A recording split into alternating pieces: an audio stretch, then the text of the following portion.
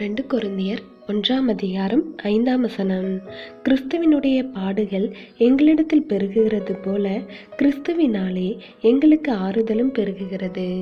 கிறிஸ்துவுக்குள் அன்பானவர்களே, அப்போஸ்தலனாகிய பவுல் கொரிந்து சபை மக்களுக்கு கடிதம் எழுதும்போது தங்களுக்கு வருகின்ற பாடுகளும் உபத்திரவங்களும் கிறிஸ்துவினால் உண்டாகும் ஆறுதலும் கொரிந்து சபை மக்களுடைய ஆறுதலுக்கும் இரட்சிப்புக்கும் உதவியாய் இருக்கும் என்று எழுதுகிறார். ஆம், நாம் தேவனுடைய பிள்ளையாக இருக்கும்போது நமக்கு வரும் பாடுகளும் உபத்திரவங்களும் அதன் விளைவாக கிறிஸ்துவினால் உண்டாகும் ஆறுதலும் மற்றவர்களுக்கு சாட்சியாக இருக்கும். அதே சமயம் சிலர் கிறிஸ்தவர்களாய் இருந்தும் கிறிஸ்துவுக்குரிய குணாதிசயங்களை கொண்டிராததால் பல பாடுகளை அனுபவிக்கின்றார்கள். அது தேவனால் உண்டானவை அல்ல. அதன் விளைவாக உண்டாகும் பாடுகளில் தேவனிடத்திலிருந்து வரும் ஆறுதலையும் காண முடியாது.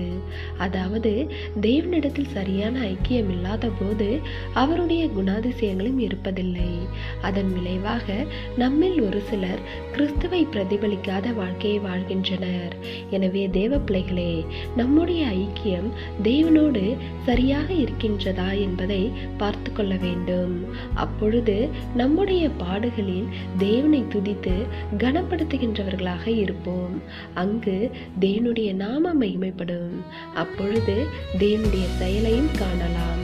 நம்முடைய வாழ்க்கை அநேகருக்கு சாட்சியாகவும் இருக்கும். தேவனுடைய கிருபையும் இரக்கமும் உங்கள் அனைவரோடும் இருப்பதாக. ஆமேன்.